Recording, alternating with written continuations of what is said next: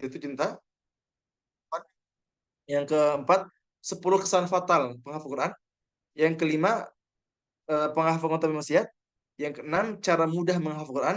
Yang ketujuh, pemuda hebat zaman milenial. Kedelapan, kenapa harus menghafal Quran. Dan yang terakhir, mendidik anak zaman milenial dari sudut pandang seorang anak dan juga sudut pandang Islam. Ya, ini sebenarnya begini, satu paket ini cuma berapa? Cuma 85.000 saja. Jadi begitu semua yang tertarik, yang pengen, silakan langsung hubungi nomor Anda ya di 0857 5963 9278. Baik, kita lanjut ke pembahasan kita. Oke, apa yang harus kita lakukan ketika kita jatuh cinta? Ya, mungkin ini adalah pembahasan utama kita pada pada malam ini. Jadi ada 7 poin ya. Yang pertama adalah niatkan karena Allah Subhanahu wa taala. Jadi apapun amalan kita, apapun yang kita inginkan, apapun yang pengen kita usahakan, semuanya harus kita niatkan karena Allah Subhanahu wa taala. Karena Rasul kita menyampaikan innamal a'malu binniyat wa innamal likulli imri'in ma nawa. Sesungguhnya amal perbuatan itu tergantung pada niatnya dan seseorang itu akan mendapatkan tergantung dengan apa yang ia niatkan. Jadi kalau kita niatnya baik, maka kita pun akan mendapatkan kebaikan. Tapi kalau niat kita buruk, kalau niat kita salah, justru kita mendapatkan keburukan. Rasul kita pun bersabda, barang siapa yang mencintai karena Allah, membenci karena Allah, memberi karena Allah, dan tidak memberi karena Allah, maka sungguh telah sempurna imannya. Jadi kalau ya kita sedang jatuh cinta, lagi tertarik sama orang, lagi suka sama orang, pastikan niat kita karena Allah Subhanahu wa taala. Niat kita bukan karena hawa nafsu, ya, tapi niatkan semuanya karena Allah Subhanahu wa taala. Karena ingat Rasul kita menyampaikan, barang siapa yang mencintai karena Allah, membenci karena Allah, memberi karena Allah, dan tidak memberi karena Allah, maka sungguh telah sempurna imannya. Itu yang pertama. Lalu yang kedua, tundukkan pandangan kita. Jadi kalau kita lagi suka sama orang, lagi tertarik sama orang, pastikan kita senantiasa menundukkan pandangan kita. Jangan justru kita sudah suka sama orang, tapi kita lihat fotonya. Itu belum halal, bro. Gitu kan? Jangan sampai kita melihat apa-apa yang belum halal bagi kita. Apalagi yang paling parah adalah melihat apa-apa yang diharamkan oleh Allah Subhanahu wa taala. Ya, kan ingat teman-teman semua, Allah menyampaikan, "Qul lil mu'minina yaghuddu min absarihim wa yahfadhu furujahum dzalika azka lahum innallaha khabirum bima yasna'un." Apa kata Allah? Katakanlah kepada laki-laki beriman, hendaklah mereka menahan pandangannya dan memelihara kemaluannya. Yang demikian itu adalah lebih suci bagi mereka. Sesungguhnya Allah Maha mengetahui apa yang mereka perbuat. Jadi ghadul basar, menundukkan pandangan adalah perintah dari Allah Subhanahu wa taala. Maka kalau kita lagi suka sama orang, lagi tertarik sama orang, pastikan kita pun apa? Senantiasa menundukkan pandangan kita. Karena ingat, Rasul kita pun pernah menyampaikan, al-ainu tazni wal qalbu tazni. Mata itu berzina, hati juga berzina. Zina mata adalah dengan lihat apa-apa yang diharamkan, zina hati adalah dengan membayangkan pemicu syahwat yang terlarang. Sementara kemaluan membenarkan atau mendustakan semua itu. Ya, jadi ingat ya, al-ainu tazni wal qalbu yazni. Mata itu bisa berzina. Berzina apa? Melihat apa-apa yang diharamkan. Hati pun bisa berzina. Dengan apa? Dengan membayangkan apa-apa yang belum hal bagi kita. Maka di poin kedua ini ingat, kita harus apa? Senantiasa menundukkan pandangan kita. Lalu yang ketiga adalah apa? Cintai sekadarnya saja. Jadi kalau kita lagi suka sama orang, jangan berlebihan. Ya, karena Allah itu nggak suka sama berlebihan. Ya, bahkan kita lagi makan, lagi minum. Ya, Allah itu nyuruh apa? Untuk apa? Tidak tidak boros. Wala tusrifu kata Allah. Jangan israf, jangan boros. Innahu la yuhibbul musrifin. Jadi Allah itu tidak mencintai, tidak suka dengan orang-orang yang boros. Ya, jadi Allah tidak suka yang boros, yang berlebihan. Ya, entah itu makan, entah itu minum, bahkan ibadah pun nggak boleh berlebihan. Misalnya gini, ada orang yang belum pernah puasa, ya, tiba-tiba dia pengen puasa Daud. Apakah boleh? Boleh-boleh saja, tapi tidak dianjurkan. Karena sebenarnya apa? Kita awal dengan yang dikit-dikit dulu, ya, dari puasa Senin Kamis, Senin Kamis. Kalau udah biasa langsung Daud, gitu kan boleh silakan. Tapi kalau misalnya awal nggak pernah puasa, tiba-tiba pengen Daud, takutnya apa? Takut nanti sakit. Jadi ketika sakit, habis sakit apa? Malah malas puasanya. Itu yang paling bahaya. Maka Sunnahnya apa? Kalau kita sedang beribadah, apapun itu kita secukupnya saja, sekadar saja. Maka kita pun ketika suka sama orang, ketika kita tertarik sama orang, ketika kita cinta sama orang, pastikan kita pun mencintai sekadarnya saja, jangan berlebihan. Karena Rasul kita menyampaikan, apa kata Rasul? Cintailah seseorang sekadarnya saja. Karena boleh jadi suatu hari nanti dia akan menjadi seseorang yang engkau benci. Dan bencilah seseorang sekadarnya saja. Karena boleh jadi suatu hari nanti dia akan menjadi seseorang yang engkau cintai. Ini kalimat yang indah banget ya. Rasul cintailah seseorang sekadar saja karena boleh jadi suatu hari nanti dia akan menjadi seseorang yang paling kau benci. Dan bencilah seorang sekadar saja, jangan berlebihan. Karena boleh jadi suatu hari nanti ia akan menjadi seseorang yang kau cintai. Jadi itu yang ketiga. Jadi kita pun harus memiliki mindset ya bahwa siapapun ya atau apapun yang akan menjadi milik kita pasti akan datang kepada kita walaupun dengan kelemahan kita. Dan apapun atau siapapun yang bukan jodoh kita, yang bukan milik kita, tidak akan kita dapatkan walaupun dengan kekuatan kita. Jadi walaupun kita mati-matian, tapi kalau kita bukan berjodoh dengannya, kita nggak bakal mendapatkannya. Tapi kalau kita misalnya kita nggak berusaha, kita misalnya diam-diam aja, tapi ternyata itu rezeki kita, itu jodoh kita, maka Allah akan pertemukan. Ya, jadi jangan galau ya. Jadi dia yang antum usahakan itu ya, walaupun dia apa namanya, walaupun antum sudah berusaha semaksimal mungkin, tapi kalau misalnya itu bukan jodoh kamu ya nggak bakal didapatkan ya.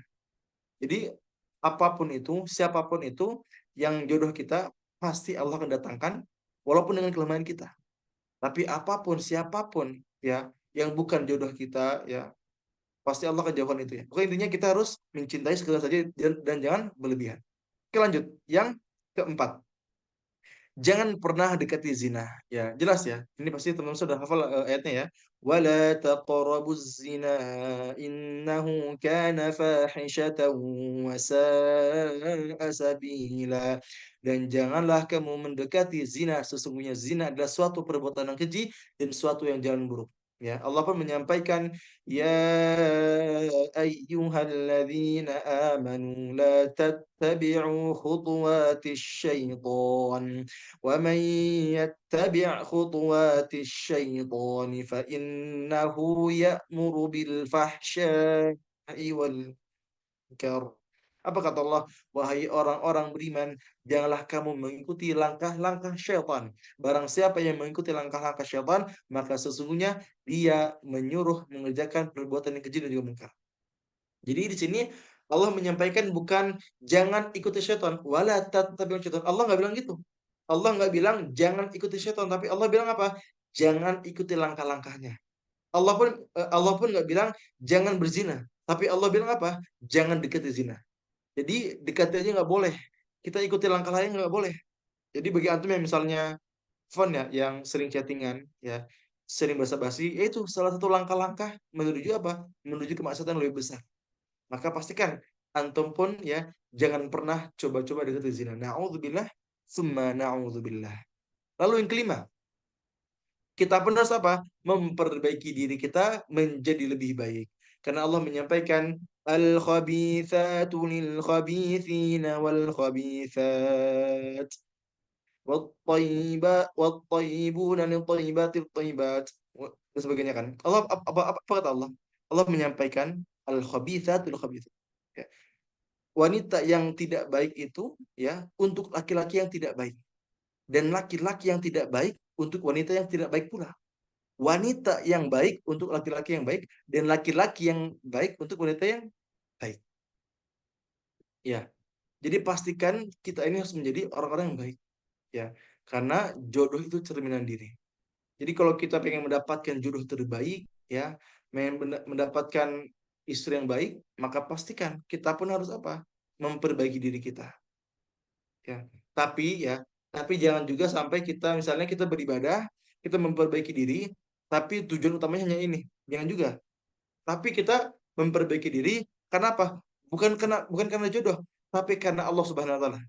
Ubah mindsetnya ya. Kita pun memperbaiki diri kita menjadi soleh bukan karena kita ingin mendapatkan jodoh, tapi kita ingin mendapatkan ridhonya Allah Subhanahu wa taala. Karena kalau ada orang beribadah, dia ini tujuannya hanya di dunia, memang Allah akan berikan itu. Tapi nanti di akhirat kelak nanti mendapatkan azab. Apa kata Allah? Man kana yuridul hayatad dunya wa zinataha nuwaffi ilaihim a'malahum fiha wa hum fiha la yubkhasun. Barang siapa ya yang tujuan utamanya hanya mengejar dunia dan juga perhiasannya, nuwaffi ilaihim a'malahum fiha. Memang kami akan berikan itu kepada mereka semua dan mereka pun di dunia tidak akan dirugikan. Jadi kata Allah, kalau ada orang yang memperbaiki dirinya, yang dia beribadah, tapi tujuan utamanya, niat utamanya untuk mendapatkan dunia, ya dia mencari harta, tahta, wanita, memang kata Allah, memang kami akan berikan itu semua. Tapi apa kata Allah? Ulaika alladzina laysa lahum fil akhirati illa وحبط ما صنعوا فيها وباطل ما كانوا يعملون. Mereka itulah orang-orang yang tidak mendapatkan apa-apa di akhirat kecuali neraka. Wa habita ma sana'u fiha, dan sia-sialah apa yang telah mereka usahakan. Wa batilum ma kanu ya'malun, dan terhapuslah apa yang telah mereka usahakan. Jadi kalau kita memperbaiki diri, kita beribadah, kita sholat, kita zakat, kita puasa, kita haji, tapi niatnya karena dunia, kata Allah memang kita akan mendapatkan itu semua. Tapi nanti di akhirat kelak kita tidak mendapatkan apa-apa kecuali neraka, itu kata Allah. Maka pastikan kalau kita lagi memperbaiki diri, kita ini memperbaiki diri bukan sekedar untuk jodoh, tapi kita mengejar ridhonya Allah Subhanahu wa taala. Jadi yang kita kejar, yang kita tuju ridhonya Allah, bukan ridhonya manusia. Jelas ya? Lalu yang keenam, memperbanyak berdoa kepada Allah Subhanahu wa taala. Jadi begitu semua yang sedang jatuh cinta, yang sedang suka sama orang, yang sedang tertarik sama orang, maka pastikan antum pun harus memperbanyak berdoa kepada Allah Subhanahu wa taala. Karena doa ini adalah kekuatan muslim, ya. Kekuatan terbesar seorang muslim. Allah menyampaikan wa qala rabbukum ud'uni astajib lakum. Berdoalah kepadaku kata Allah, niscaya aku akan perkenankan bagimu. Itu kata Allah. Jadi Allah nyuruh kita banyak doa, Allah pun berjanji bahwa Allah akan mengabulkan doa-doa kita.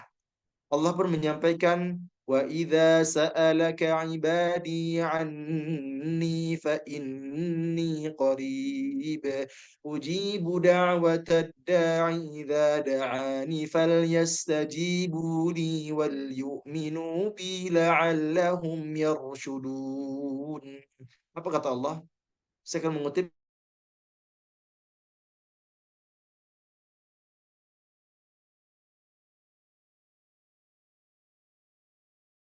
apabila mereka meminta. Jadi kalau kita ada kemauan, kita ada keinginan, maka minta sama Allah. Apapun itu.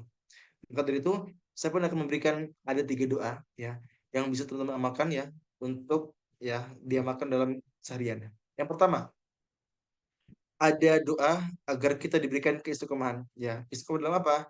Dalam menjaga hati agar tetap ya tetap ikhlas ya, tetap taat kepada Allah Subhanahu wa taala. Pokoknya kita minta keistiqomahan. Apa doanya? Ya muqallibal qulub, tsabbit qalbi ala dinik. Wahai zat yang maha membolak-balikan hati, tetapkanlah hati kami ini di atas agamamu. Ya muqallibal qulub, tsabbit qalbi ala dinik. Itu yang pertama. Doa agar istiqomah. Yang kedua, doa mendapatkan jodoh yang terbaik. Ya, jadi bagi teman semua yang pengen mendapatkan jodoh terbaik, ya, maka amalkan doa ini. Ini adalah doanya Nabi Musa alaihissalam, ya. Jadi ketika Nabi Musa ya berhijrah ya, beliau ini ketika lapar, ya nggak ada tempat tinggal, nggak punya istri, maka beliau berdoa ini. Apa doanya? Rabbi inni lima anzalta ilayya min khairin faqir. Ya Tuhanku, sesungguhnya aku sangat memerlukan, aku sangat membutuhkan sesuatu kebaikan yang Engkau turunkan kepadaku. Dan tahu apa efeknya? Apa hebatnya? Setelah Nabi Musa berdoa ini, apa yang Allah berikan? Allah berikan jodoh istri yang terbaik. Lalu Nabi Musa pun mendapatkan tempat yang baik. Dia pun mendapatkan pekerjaan yang baik dan juga mendapatkan makanan yang baik. Jadi paket komplit ya. Jadi kalau kita doain itu kayak Nabi Musa, insya Allah dapat pekerjaan, dapat istri yang baik, ya jujur yang baik, mendapatkan tempat yang baik, mendapatkan makanan yang baik. Jadi benar-benar luar biasa. Maka bagi teman-teman yang pengen berdoa, yang lagi ikhtiar mendapat jodoh, perbanyak doa ini. Ya, Rabbi inni lima anzalta ilayya min khairin fakir. Ya, walaupun ya yang menyampaikan pun belum punya jodoh gitu kan. Tapi ya kita berikhtiar, ya kita berdoa ya. Kita minta sama Allah, ya. Kita nggak tahu kapan kita diberikan. Yang penting apa? Kita meminta sama Allah. Ya, karena anda pun lagi berikhtiar juga ya, maka anda pun sering mengamalkan Rabbi inni lima anzalta ilayya min khairin fakir. Semoga Allah turunkan kepada hamba ini istri terbaik, ya akhwat terbaik, dan juga mendapatkan insya Allah mendapatkan pekerjaan terbaik. Ya Allah. Lalu yang ketiga, ada doa ya, yang mungkin juga teman-teman sudah hafal ya, doa sapu jagat ya, doa meminta kebaikan dunia dan juga akhirat. Dalam tafsir Ibnu Katsir ya, doa ini pun adalah doa yang bisa kita minta ketika kita minta jodoh.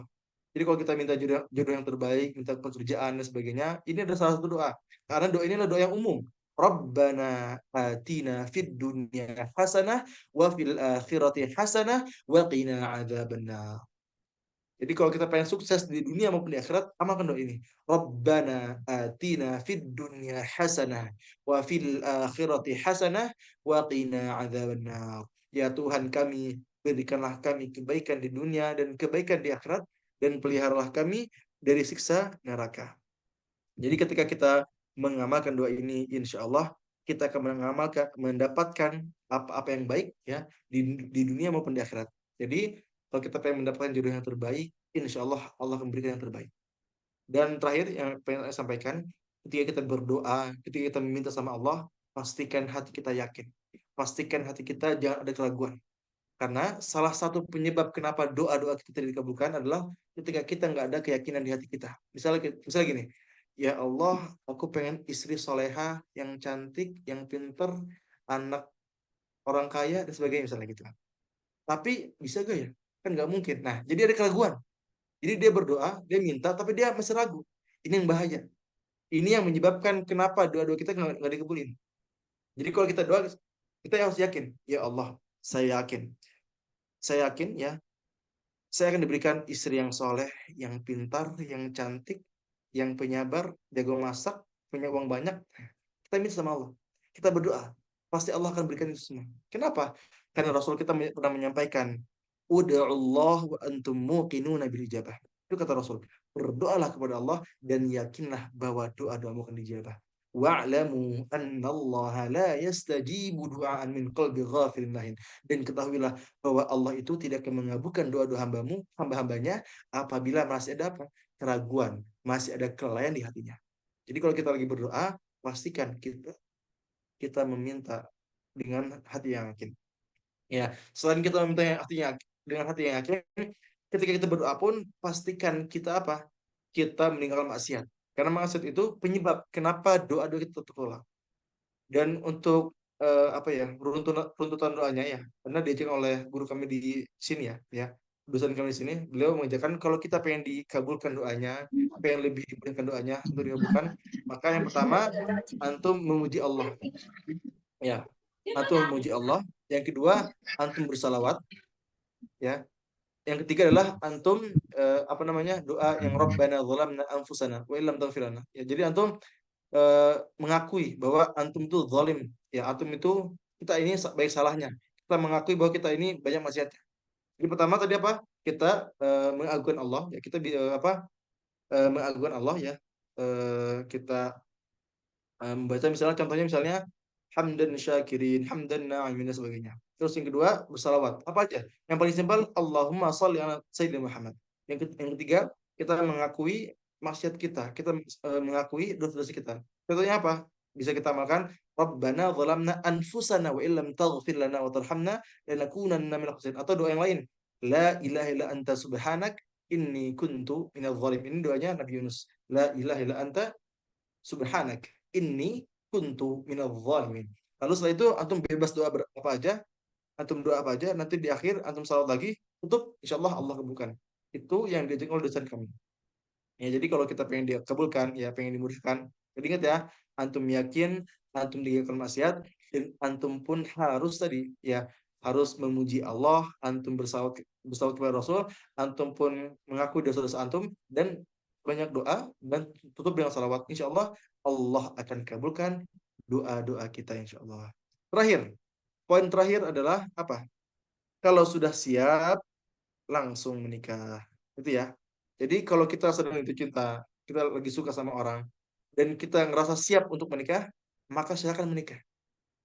Ya, tapi kalau kita belum siap menikah, ya jangan nikah gitu lah.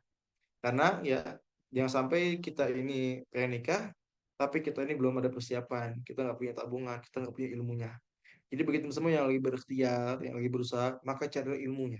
Banyak sekarang ya konten-konten Instagram, ya ada juga konten-konten misal di YouTube, ya atau di TikTok, sekalipun atau dimanapun itu, ya antum manfaatkan sosmed antum, antum punya Instagram, antum punya YouTube, antum punya TikTok, ya masih makan. Untuk apa? Mencari ilmu.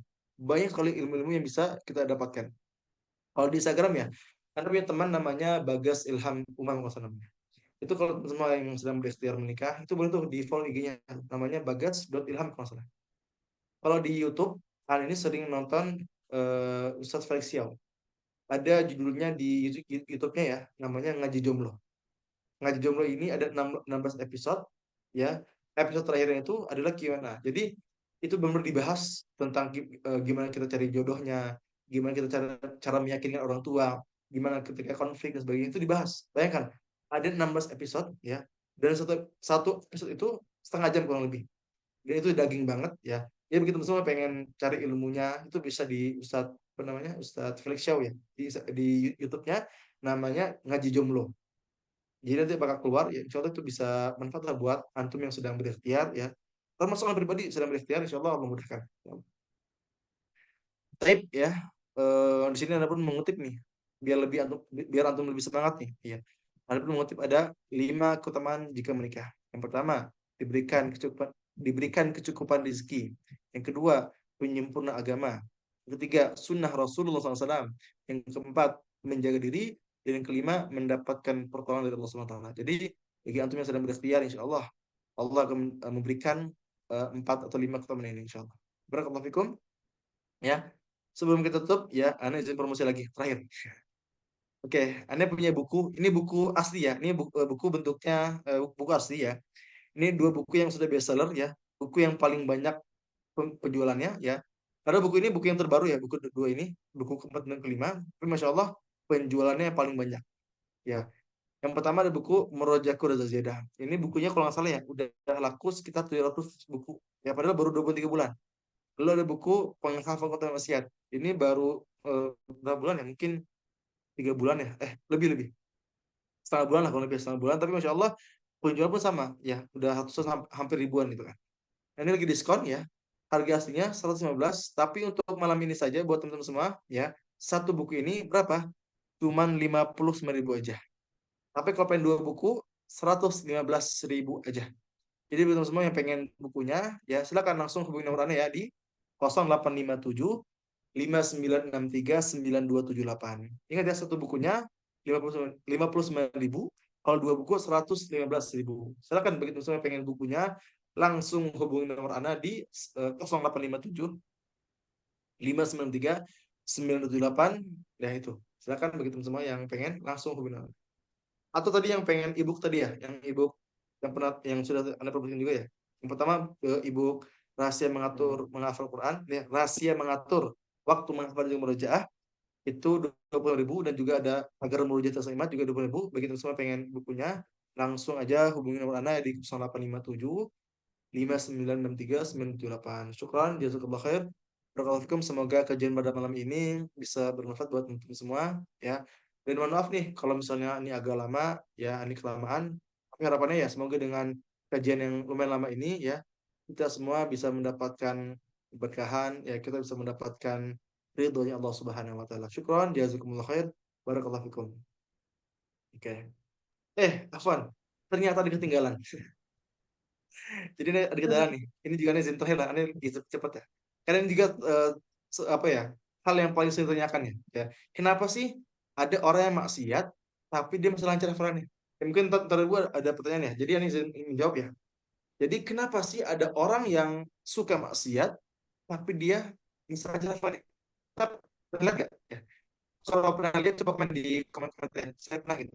Coba pengen tahu nih seberapa banyak nih teman-teman semua yang pernah lihat nih ada orang yang dia ini sering maksiat, dia pacaran, dia berzina dan sebagainya, tapi dia ini masih itu ya, masih lancar hafalannya. Apakah pernah? Coba kalau pernah, tulis di kolom komentar ya. Pernah Ustaz gitu misalnya. Pernah kan ya? Insya Allah banyak nih. Jadi kita pun pernah nih sering melihat ya teman-teman kita ya yang dia ini maksiat, tapi masih lancar hafalannya. Ya, maka tugas kita ada tiga. Yang pertama, kita harus apa? Husnuzon. Kita harus apa? Berprasangka baik karena mungkin di balik maksiatnya itu ada ribuan istighfar yang senantiasa dia baca, ada ribuan permintaan taubat yang senantiasa dia minta, dan mungkin juga ada ratusan halaman yang senantiasa dia baca tiap harinya yang menyebabkan dia lancar hafalannya. Jadi walaupun dia maksiat, tapi karena dia bertobat kepada Allah, dia beristighfar kepada Allah, dia senantiasa murojaah setiap hari 5 juz misalnya, ya mungkin aja dia lancar hafalannya. Jadi ya mungkin terlihat ahli maksiat, ternyata dia apa? Ahli ibadah. Kita nggak tahu. Yang kedua, kita berdoa.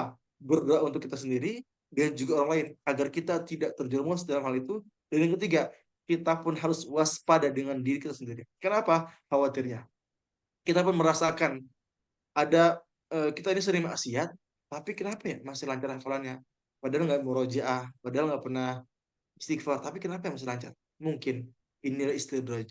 Ya. Apa kata Rasul? Rasul bersabda, apabila kalian melihat Allah memberikan kenikmatan dunia kepada seseorang hamba, sementara dia masih bergelimang dengan maksiat, maka itu hakikatnya adalah istidraj dari Allah Subhanahu wa taala. Jadi istidraj adalah apa? Azab yang ditunda oleh oleh Allah Subhanahu wa taala. Ya. Mungkin sekarang nggak diazab, tapi nanti di akhirat kelak akan Allah tambahkan azabnya. Allah akan limpahkan azabnya lebih dahsyat daripada orang yang lain. Ya, maka ya Allah pun menjelaskan, maka ketika mereka melupakan peringatan yang telah diberikan kepada mereka, kami pun membukakan semua pintu kesenangan mereka. Ya, kata Allah apa? Fatahna alaihim abwaaba kulli syai. Jadi kami itu akan membukakan semua pintu kesenangan buat mereka. Sehingga apa? Sehingga ketika mereka bergembira dengan apa yang telah diberikan kepada mereka, kami siksa mereka secara tiba-tiba. Maka ketika itu mereka terdiam, putus asa. Syukran, jazakallah khair, barakallahu fikum. Semoga kajian pada malam ini bermanfaat. Barakallahu fikum. Saya kembalikan kepada MC Saudara Fitri. Allah. Insyaallah, barakallah. Barakallah Ustaz, syukran jazakillah khair atas materi yang telah disampaikannya. Baik, untuk sesi selanjutnya yaitu sesi tanya jawab. Ada Q&A nggak Ustaz? Masih ada waktu nggak? Ya, boleh silakan. Ini masih terbuka buat antum semua nih. Karena untuk pekan depan, karena udah sibuk ya. Jadi anak ada kesibukan. Jadi aneh semas-makan hari ini ya buat menjawab semua pertanyaan antum insya Allah. Silakan. Oke, bagi teman-teman di sini yang mau bertanya, barangkali bisa untuk open mic-nya, biar bisa langsung interaksi dengan Ustadz Asad. Gitu. Dipersilahkan kepada teman-teman yang mau bertanya langsung. Sebelum Anda bacakan pertanyaan yang dikirimkan via live chat ya. Ya, boleh. Silakan Assalamualaikum. teman-teman semua yang pengen. Boleh bertanya Ustaz? Assalamualaikum warahmatullahi wabarakatuh. Ya, boleh. Waalaikumsalam. Waalaikumsalam warahmatullahi wabarakatuh. Bagaimana pandangan Ustadz terhadap pemuda yang memiliki ilmu agama yang baik, namun mengajak anak gadis orang untuk berkomitmen dalam kemaksiatan? Dan Ustadz, yang dosa itu statusnya atau perbuatannya Ustadz? Kalau perbuatannya berarti untuk status pacaran itu nggak apa-apa Ustadz. Sekian Ustadz, syukron. Oke. Apa pandangan saya terhadap pemuda ya yang justru mengajak komitmen untuk berdosa? Ya. Maka pandangan saya yang pertama tentu saya sebagai saudara muslimnya insya Allah akan senantiasa mendoakan beliau untuk bertobat kepada Allah Subhanahu wa taala. Karena Masya Allah bahwa Allah itu akan mengampuni segala dosa kita, walaupun dosa kita sebesar gunung, walaupun dosa kita setinggi langit, tapi Allah ya, Allah itu pasti mengampuni dosa-dosa kita. Jadi ada senantiasa untuk mendoakan beliau ya agar senantiasa bertobat kepada Allah Subhanahu wa taala. Yang kedua, jika kita sebagai teman dekatnya atau orang yang dekat dengannya, sebisa mungkin kita nasihati. Tapi kalau kita merasa nggak mungkin, ya kita merasa sulit untuk menasihati, maka carilah orang yang sekiranya bisa memberikan nasihat. Misalnya siapa? Misal ada teman dekatnya, atau orang tuanya, atau gurunya. Jadi kita memberi apa ya, bahasa kasar kita ngadu lah, kita ngadu kepada mereka, kita minta tolong kepada mereka untuk apa? Untuk memberikan nasihat kepada mereka. Ya, intinya itu ya, kita memberikan doa, kita pun memberikan nasihat ya. Yang penting kita pun sebagai muslim ya, itu yang paling penting, kita berdoa dan juga senantiasa berusaha untuk bisa mengingatkan. Dia semoga terjawab. Barakallahu fiik. Boleh lanjut, Mas Haikal Akbar, silakan, tafadhol. Assalamualaikum Ustaz. Waalaikumsalam warahmatullahi wabarakatuh. Izin bertanya Ustaz. Ya, boleh. Eh, saya sangat sulit dalam murojaah hafalan Ustaz. Nah, kalau pribadi, cara Ustadz untuk mengamankan dalam bagian murojaah ini bagaimana Ustaz? Kalau untuk Ustadz pribadi. Ya, Syukran Ustaz. baik. Syukran. Allah khairan. Baik. Alhamdulillah, jujur, Anda pun termasuk orang yang masih belajar, yang masih termasuk yang sulit, karena Masya Allah ya, Anda sambil ngajar, ada kajian, ya, terus juga sambil kuliah juga di tengah kesibukan, tapi saya selalu usahakan untuk bisa murojaah. Maka apa cara yang saya lakukan? Yang pertama, tentu harus membuat target yang jelas. Jadi kalau kita nggak punya target, kita nggak punya tujuan, kita akan merujuk seadanya saja. Ya, kita merujuk, udah kita sebisanya aja gitu kan, seadanya aja. Itu nggak akan maksimal. Tapi kalau kita punya target yang jelas, insya Allah kita akan lebih maksimal. Itu yang pertama. Yang kedua, kita membuat jadwal juga.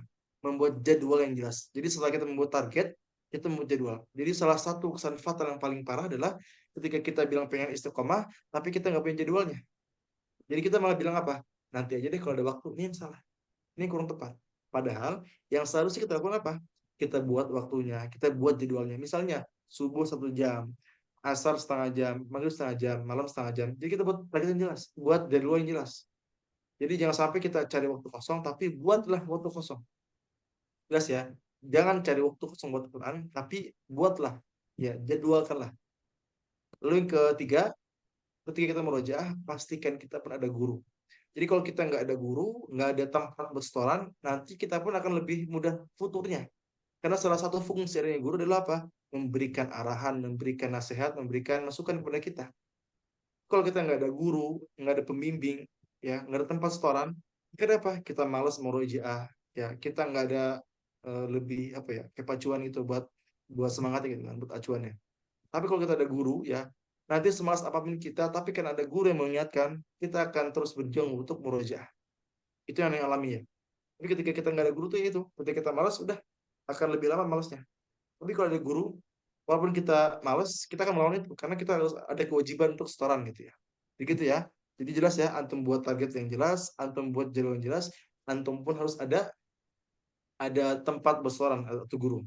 Nah, jadi bagi teman-teman juga yang mungkin sedang mencari kelas tahfidz ya, yang sedang berjuang menghafal, tapi mungkin ya di tengah kesibukan ya, antum ada yang kuliah, antum ada yang kerja, antum mengurus anak-anak, antum misalnya apapun itu yang kesibukan. Nah, maka kami dari Khadim Quran punya lembaga online bernama Khadim Quran ya. Jadi ini tuh ada sebenarnya ada 3 program ya. Ada kelas ziyadah, kelas muroja, dan juga ada kelas privat. Ya. Untuk kelas ziyadah ini ya, setorannya 3 kali sepekan. Dan tidak ada minimal setorannya. Jadi antum pengen berapapun boleh, silakan. 1 halaman, 1 baris pun boleh. Ya, bahkan 1 ayat pun boleh. Lalu akan ada murojaah berkalanya, akan ada ujiannya, dan juga ada kajian motivasi Quran. Lalu ada kelas murojaah 2 kali sepekannya. Nah, kalau murojaah ini itu minimalnya 5 halaman per setorannya atau per pertemuannya. Di Indonesia nanti ada tiap ada ujian 1 juz, 5 juz, dan juga sebagainya.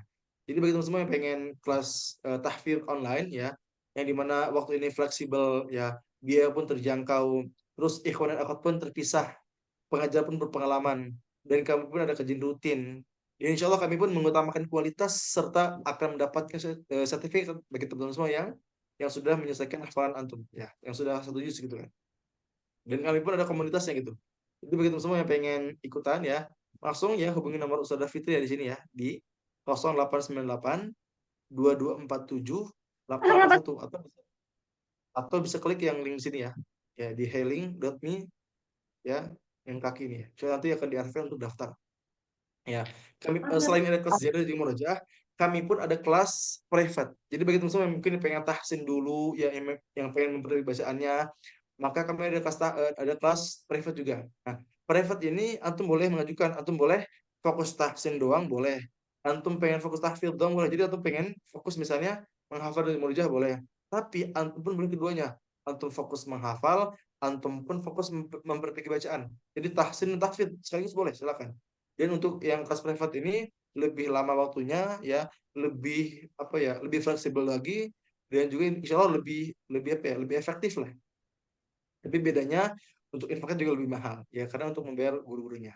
Jadi ini juga ya untuk informasi juga, insya Allah biidznillah dengan seizin Allah, santri kami itu ya untuk sekarang ada 110 orang kurang lebih ya, kurang lebih ya 110 orang ya kelas tahfidz kami, dan ada 22 pengajar. Jadi masya Allah kami sudah berjalan 2,5 tahun ya, dari Desember tahun 2021 sampai hari ini, sampai detik ini masih berjuang.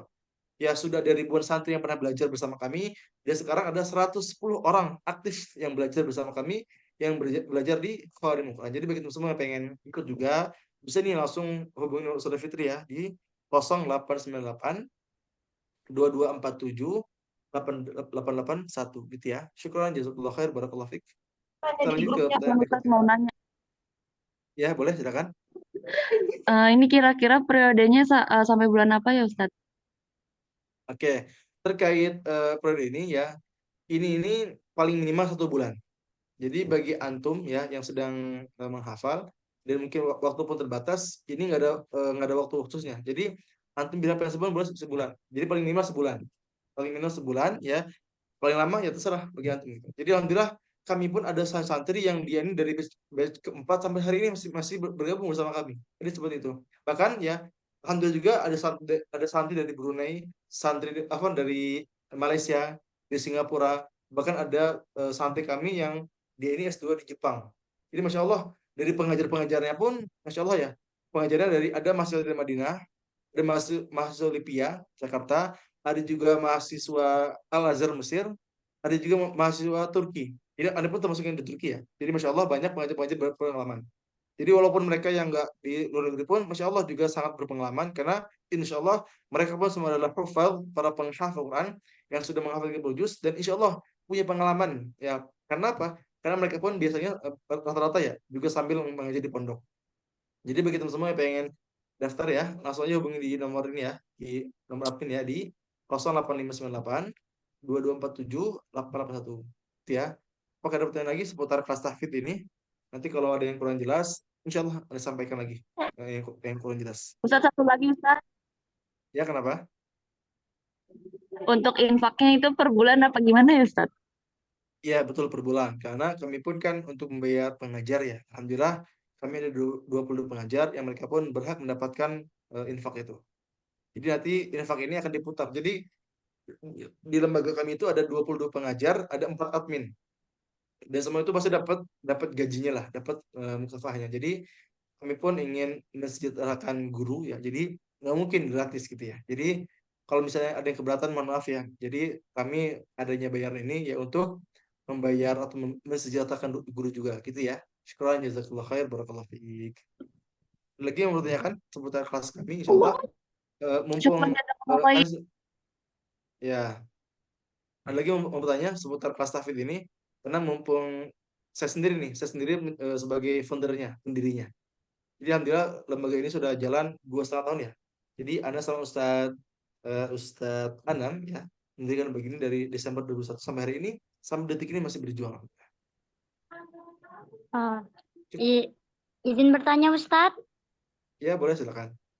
untuk kelas tahsinnya itu kalau udah menyelesaikan dapat sertifikatnya nggak Ustadz? Ya, semua dapat sertifikatnya. Dan nanti misalnya kalau misalnya ya masalah pet-petnya gurunya lupa ngasih, mati tinggal ingatkan aja gitu. Kita dapat kok. Semua dapat. Jadi yang tahsin, yang tahfidz dapat. Tapi untuk tahsin ini itu bukan kelas ini ya, bukan kelas umum ya, tapi yang private. Jadi private, dan kami pun yang private-nya ada 11 orang kurang lebih sekarang ya.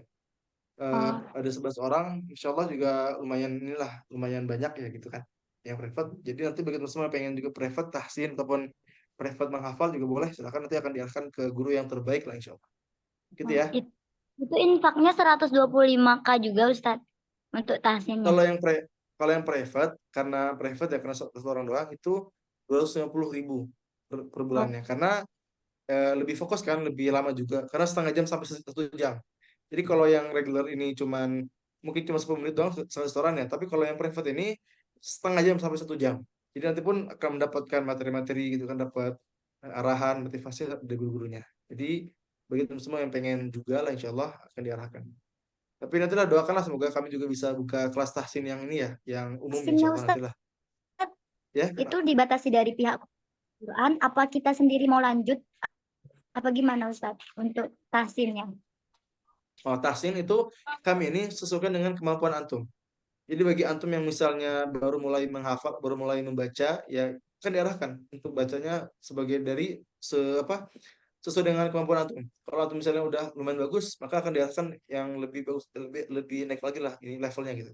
Jadi nanti pun ada apa ya, kemampuan, kita lihat juga kemampuan antum ya, kalau misalnya sekiranya udah bagus kita arahkan lebih lebih gampang. Nah, jadi insyaallah disesuaikan dengan kemampuan santrinya. Gitu ya. Nah, Ustadz, jazakumullah khairan Ustadz. Afwan.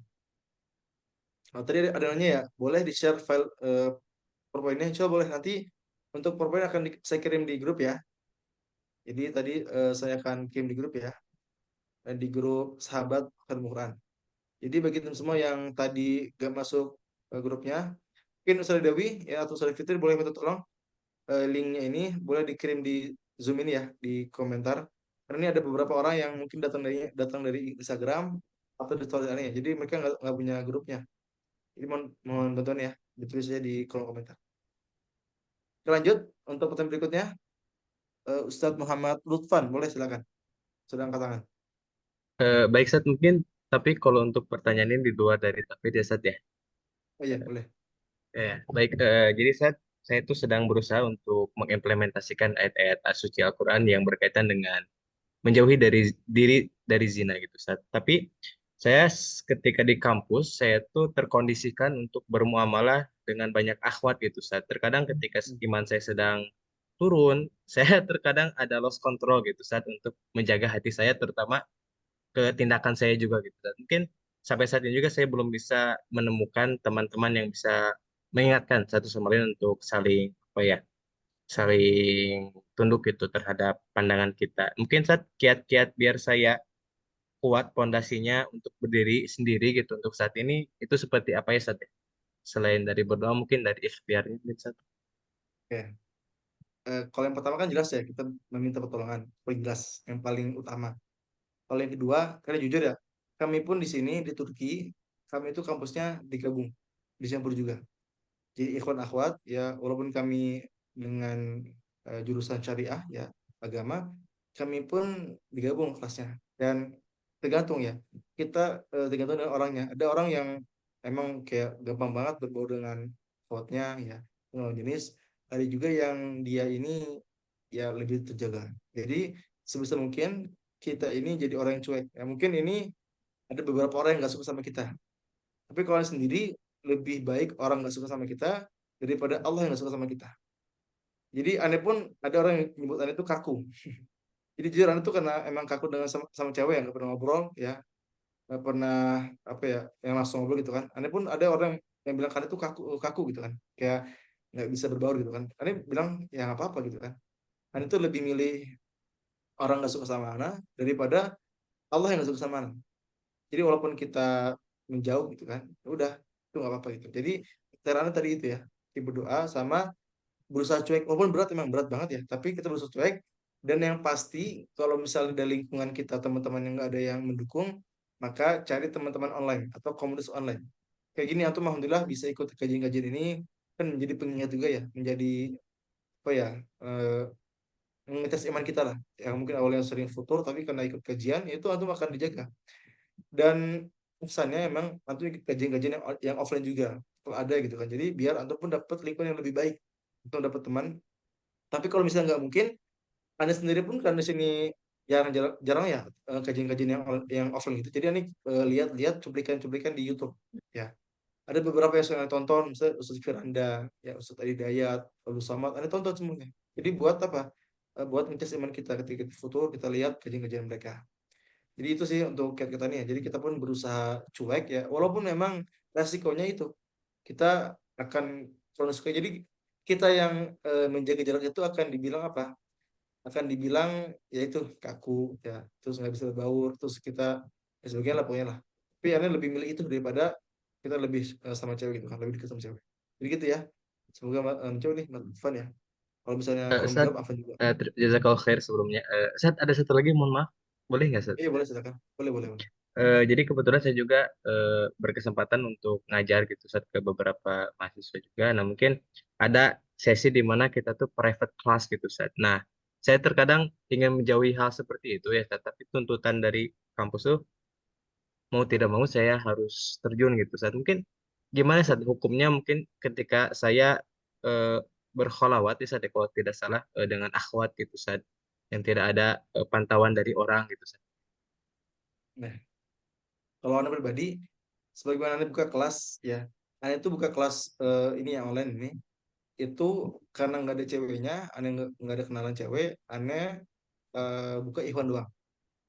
Karena Anda ngerasa nggak pantas kalau ngajar cewek karena pasti baik fitnahnya. Terus baru bulan ketiga aneh ajak orang-orang buat apa namanya ngajar juga kan, kayak teman-teman yang di Turki ya atau di pondok aneh minta tolong, ada yang ngajar, dan aneh benar-benar membatasi diri aneh untuk tidak mengajar akhwat. Karena apa? Karena walaupun ya mungkin sekuat apapun iman kita, tapi kalau kita afwan masih muda gini kan, kita masih muda nih, masih muda, dimana syahwat kita ini sangat bergejolak ya, syahwat kita ini sangat besar, maka sebisa mungkin dihindari sebisa mungkin ya. Karena fitnah wanita itu yang tadi yang saya sampaikan di awal ya, ma taraktu ba'di fitnatan adarra 'ala rijal minan nisa, itu kata Rasul. Jadi kata Rasul, tidak ada sepeninggalanku fitnah yang lebih bahaya, fitnah yang lebih besar daripada fitnah apa? Fitnah wanita, itu kata Rasul. Jadi sebisa mungkin sih dijauhi gitu kan. Karena aneh pun punya pengalaman lah, punya teman lah, punya kenalan lah, yang dia ini ngajarnya juga cewek gitu kan, dan ternyata isinya itu kayak itu, ada hal-hal yang banyak nggak manfaatnya, misalnya ya, ada basa-basinya ya, akhirnya apa, kadang malah zina hati, malah zina mata. Kan tadi ada pun udah saya sampaikan ya tentang hadis Nabi, al-ainu tazni wal qalbu yazni. Mata itu bisa berzina, hati pun bisa berzina. Jadi kalau misalnya kita ngajar lawan jenis, itu bisa menjerumuskan kita ke dalam zina mata dan juga zina hati. Jadi kita melihat yang belum halal, kita pun bisa membayangkan ya itu yang belum halal juga. Jadi bahayanya itu. Tapi kalau misalnya emang itu tugas dari kampus, atau misalnya emang nggak bisa ditinggalkan, nggak ada penggantinya, maka ya tafadhol silakan. Tapi sebisa mungkin ya, kalau bisa kita jauhi ya jauhi. Tapi kalau misalnya emang nggak mungkin lagi, nggak ada penggantinya lagi, ya silakan aja. Selagi kita terus meminta pertolongan kepada Allah Subhanahu Wa Taala. Gitu ya. Semoga menjawab. Barakallahu fiikum. Jazakallah khair Ustaz. Soalnya. Boleh lanjut Bang Pandi atau Mas Pandi atau Ustaz Pandi, silakan. Pandi Saputra. Baik Ustadz. Assalamualaikum warahmatullahi wabarakatuh Ustadz. Waalaikumsalam. Izin bertanya Ustadz. Ya, Saya silakan. punya masalah. Ketika saya menyetor hafalan itu mental menyetor hafalan kepada guru saya itu mental saya tidak kuat Ustadz. Ditambah suara saya itu sangat pendek Ustadz, sehingga terjadilah saat saya menyetor hafalan itu tersedak-sedak suara saya. Nah, pertanyaannya Ustadz, bagaimana cara kita mengatasi masalah tersebut Ustadz? Terima kasih. Oke. Caranya gimana? Pertama terkait nafas atau suara yang kuat atau yang sedak ya. Mungkin itu caranya ya terus membiasakan diri. Karena pada hakikatnya kita ini akan biasa karena kita ini akan bisa karena terbiasa. Ingat ya, kita ini akan bisa karena terbiasa. Sebagaimana kita dulu kecil ya. Apakah kita mungkin bisa langsung lari? Enggak kan? Pasti kita bisa jalan dulu. Apakah kita mungkin bisa langsung jalan? Enggak kan? Kita apa? Merangkak dulu. Jadi ada apa ya prosesnya. Kayak kita membaca, apakah kita bisa langsung baca, tulis, hitung? Enggak kan? Ada prosesnya. Kita baca A, B, C, D dulu dan sebagainya. Jadi memang kalau awalnya berat, berarti tugas antum, yaitu antum harus bersabar, antum harus baik tilawah. Jadi salah satu ikhtiar kita biar lebih lancar lagi, pastikan kita perbanyak tilawah, dan terus tingkatkan sabar kita kepada Allah Subhanahu wa taala. Jadi walaupun antum misalnya masih terbata-bata, tersedak-sedak, ingat teman semua bahwa Allah itu ya sesuai dengan hadis Nabi, orang yang terbata-bata itu akan mendapatkan 2 pahala. Itu kata Rasul. Jadi orang terbata-bata yang masih nggak lancar akan mendapat dua pahala. Pahala satu adalah pahala dia membaca Quran, pahala dua adalah dia bersabar atas ketidaklancarannya. Jadi walaupun antum misalnya masih terbata-bata, antum nggak lancar, tapi antum bersabar, antum terus nyetir, antum terus baca, maka Allah akan melimpahkan pahala yang begitu berlimpah buat antum semua. Terus tadi terkait setoran. Misalnya awalnya kita udah siap nih, tapi tiba-tiba nggak lancar. Maka kalau Anda sendiri ya dulu ketika setoran, Anda itu store dulu ke 2 sampai 3 teman Anda, setoran 1 halaman itu. Misalnya kita pengen store 1 halaman. Maka kita cari teman, cari partner yang bisa kita setorkan dulu sebelum itu ke Ustadz. Ya, jadi itu untuk apa? Untuk bisa melatih kekuatan mental kita, melatih kekuatan hafalan kita, dan di mana insya Allah nanti akan lebih kuat ya secara hafalan dan juga mental. Jadi gitu ya untuk Mas Pandi ya. Semoga Allah mudahkan antum untuk terus belajar Quran, untuk terus menghafal, dan juga diistiqomahkan dalam menghafal, memurojaah Quran dan juga mengamalkan Al-Quran insya Allah. Barakallahu fikum. Semoga bermanfaat. Ada lagi? Kalau misalnya tidak ada, bisa kita lanjutkan aja. Atau kita sudahi. Mungkin sudah ya, Saudara Fitri. Boleh? Saya kembalikan kepada Saudara Fitri. Evan, ada yang lagi? Terakhir mungkin ya. Boleh Mas Hafil, terakhir ya. Karena khawatir terlalu malam ya. Bismillah, Assalamualaikum warahmatullahi wabarakatuh. Waalaikumsalam warahmatullahi wabarakatuh. Ini sebelumnya terdengar tidak ini suara saya Ustadz? Iya, terdengar Ustadz. Oke, izin bertanya Ustadz. Ana punya teman, tapi teman saya itu punya ini apa namanya itu? Aqua, tapi lagi LDR-an lah. Pernah sih waktu ketemu, tapi itu suka ngobrol di chat-chat WA itu. Saya udah nasihatin, tapi dianya tetap ya iya aja Ustadz. Itu kenapa ya orang yang LDR-an itu sangat sulit sekali dinasihati gitu loh Ustadz. Ya. Jazakumullah khairan. Oke, Afwan. Barakallahu fiik. Syukran ya Ustadz Rizky yang sudah memberikan pertanyaannya. Jadi kenapa orang yang LDR itu susah dinasihati? Sebenarnya bukan orang LDR doang, tapi semua orang yang jatuh cinta itu susah dinasihatin. Ya. Tapi tugas kita apa? Tugas kita pertama memberikan doa dan menyampaikan. Dan ketika antum menyampaikan, antum memberikan nasihat dan ternyata mereka ini nggak menerima, nggak mengamalkan, nggak apa-apa. Tugas kita apa? Menyampaikan. Sebagaimana Rasul kita Nabi Muhammad SAW menyampaikan dakwah, menyampaikan Islam kepada pamannya. Ya, apa? Dan akhirnya pamannya itu apa? Meninggal dalam keadaan apa? Keadaan kafir. Abu Talib ya. Dan turun ayat berbunyi innaka la tahdi man ahbabta walakinallaha yahdi man yasha. Apa kata Allah? Kamu itu tidak akan bisa memberikan hidayah pada siapa-siapa yang kamu cintai karena sesungguhnya Allah lah yang akan memberikan hidayah kepada orang-orang yang dikehendaki. Jadi ayat ini menggambarkan sekelas Rasul aja, sekelas Nabi kita Nabi Muhammad SAW yang beliau itu ya sangat lembut bicaranya, sangat indah dakwahnya, tapi ternyata paman tersayangnya tidak masuk Islam. Karena pada hakikatnya yang memberikan hidayah itu bukan manusia. Yang memberikan hidayah adalah siapa? Allah Subhanahu wa taala.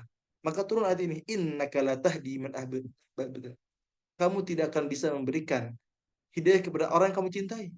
Walakinallaha yahdi man yasha. Karena sesungguhnya Allah lah yang akan memberikan hidayah itu. Kalau kita lihat sejarah juga, misalnya Nabi Nuh alaihissalam. Nabi Nuh ini berdakwah hampir 1000 tahun. Ya dikatakan ya kurang lebih 900 tahun ya kan berdakwah. Tapi ternyata pengikutnya berapa? Berapa pengikutnya? Cuman ya ada yang mengatakan 60, ada yang mengatakan 80. Gak nyampe 100 orang. Bayangkan, dakwah 1000 tahun, pengikutnya gak nyampe 100. Apakah beliau gagal? Enggak kan? Karena tugas kita apa? Ikhtiar. Tugas kita apa? Berusaha. Walaupun kita nggak mencapai target kita, maka kita nggak gagal. Karena yang Allah minta itu ikhtiar kita. Yang Allah minta itu usaha kita. Allah nggak minta hasil. Allah nggak menerima kita bisa mendapatkan apa yang kita targetkan, tapi Allah meminta kita apa? Untuk terus berikhtiar, berusaha, dan juga berdoa. Jadi ketika tadi Mas Hafid ya, Mas Hafid Rizky ada temannya pacaran di LDRan, Mas udah nasihati tapi ternyata nggak nerima, nggak apa-apa. Yang penting apa? Mas udah mendoakan, sudah menasihati, ya mengarahan, Mas hidayah udah, itu urusan Allah. Karena Nabi kita aja Nabi Muhammad SAW yang sangat mencintai pamannya Abu Talib, tapi ternyata pamannya itu masih kafir, meninggal dalam keadaan kafir, maka turunlah ayat tadi, innaka la tahdi man babata. Sesungguhnya kamu itu tidak akan bisa memberikan hidayah pada orang yang kamu cintai, walakinallaha yahdi man yasha. Karena sesungguhnya Allah lah yang akan memberikan hidayah itu. Jelas ya? Semoga terjawab. Barakallahu fiik. Boleh lanjut? Ini ada Oke, syukran Gita M. Ustadz. Afwan. Boleh Iya Tahira mungkin Ustaz, ya, Gita. ya. Boleh silakan. Assalamualaikum warahmatullahi wabarakatuh. Izin bertanya Ustaz, Waalaikumsalam. Ya, untuk boleh. kalau misalnya nih kita kan berhadapan sama ada situasi kita berhadapan sama lawan jenis gitu. Terus kita kan gitu kan ngobrol, jadi kan ada maksudnya tata krama, maksudnya kan kalau kita ngobrol sama orang itu kan kita bertatapan yang berbicara sama lawan bicaranya. Nah itu kalau misalnya kita berhadapan sama lawan jenis itu gimana? Apakah kita harus seperti kayak buang muka nggak lihat kan, nunduin pandangan tadi, atau justru boleh menang lawan bicara tadi gitu, yang lawan jenis tadi tuh gimana Ustaz? Makasih. Oke. Oke. Untuk ahsannya memang tidak memandang mukanya. Ya. Kita sebisa mungkin pandang, kalau bisa menunduk, misalkan tundukkan pandangan ya. Jadi kita ngobrol sama tundukkan itu, insya Allah kalau orangnya paham ya kita nggak masalah ya. Karena kan tujuannya untuk apa? Untuk menjaga diri ya. Atau kita misal melihat bagian pinggirnya gitu. Maksudnya kayak dia, kita nggak lihat mukanya tapi kita lihat pinggirnya gitu kan. Jadi kita lihat belakangnya. Jadi mungkin arah arah muka kita ini seperti seolah-olah ke muka dia, tapi ternyata pandangan kita tuh ke belakangnya. Itu boleh silakan ya. Untuk apa? Sebenarnya buat ini ya, buat menghindari perbuatan-perbuatan yang kurang baik ya. Karena kan yang Allah sampaikan, qul lil mu'minin yaghuddu min absarihim. Jadi kata Allah, untuk apa? Tundukkan pandangan ya. Jadi jangan lihat apa-apa yang belum halal. Sebagaimana tadi lawan jenis ada kesibukan, ada yang harus disampaikan, maka sebisa mungkin jangan pandang wajahnya, sebisa mungkin. Itu ya. Semoga terjawab. Barakallahu fiik. Mungkin cukup ya. Sudah tadi saya kembalikan kepada Fitri. Mungkin nanti di akhir akan doa insyaallah sama sendiri. Baik, syukran jazakallah khair kepada Ustadz yang sudah memaparkan materinya dan menjawab pertanyaan-pertanyaan yang diajukan oleh teman-teman. Mungkin bagi teman-teman semuanya yang belum berkesempatan untuk mengajukan pertanyaan, bisa mampir di Instagram beliau. Beliau terbuka untuk sharing sama teman-teman gitu. Nanti tinggal DM aja beliau dan tanyakan apa-apa yang emang masih mengganjal di benak teman-teman gitu. Oke. Lanjut acara terakhir yaitu penutup dan doa. Doanya Boleh saya Ustadz. sama sendiri. Ya, untuk doa saya persilakan kepada Ustadz untuk memimpin. Baik, teman semua, silakan kita tundukkan pandangan kita ya, kita berdoa kepada Allah Subhanahu wa taala. Kita memohon ampunan, kita memohon keberkahan atas kajian malam ini. أستغفر الله العظيم أستغفر الله العظيم أستغفر الله العظيم أعوذ بالله من الشيطان الرجيم بسم الله الرحمن الرحيم الحمد لله رب العالمين الرحمن الرحيم مالك يوم الدين إياك نعبد وإياك نستعين اهدنا الصراط المستقيم صراط الذين أنعمت عليهم غير المغضوب عليهم ولا الضالين اللهم صل على سيدنا محمد وعلى آل سيدنا محمد لا إله إلا أنت سبحانك إنا كنا من الظالمين لا إله إلا أنت سبحانك إنا كنا ظالمين لا إله إلا أنت سبحانك إنا كنا من الظالمين ربنا ظلمنا أنفسنا وإن لم تغفر لنا وترحمنا لنكونن من الخاسرين ربنا لا تزغ قلوبنا بعد إذ هديتنا وهب لنا من لدنك رحمة إنك أنت الوهاب ربنا إننا آمنا فاغفر لنا ذنوبنا وقنا عذاب النار فاغفر لنا ذنوبنا وقنا عذاب النار اللهم إنك تعلم أن هذه القلوب قد اجتمعت على محبتك والتقت على طاعتك وتوحدت على دعوتك وتعاهدت على نصرة شريعتك فوثق اللهم رابطتها وأدم ودها واهدها سبلها واملأها بنورك الذي لا يخبو واشرح صدورها بفيض الإيمان بك وجميل التوكل عليك وأحيها بمعرفتك وأمتها على الشهادة في سبيلك إنك نعم المولى ونعم النصير ربنا آتنا في الدنيا حسنة وفي الآخرة حسنة وقنا عذاب النار سبحان ربك رب العزة عما يصفون وسلام على المرسلين والحمد لله رب العالمين Amin.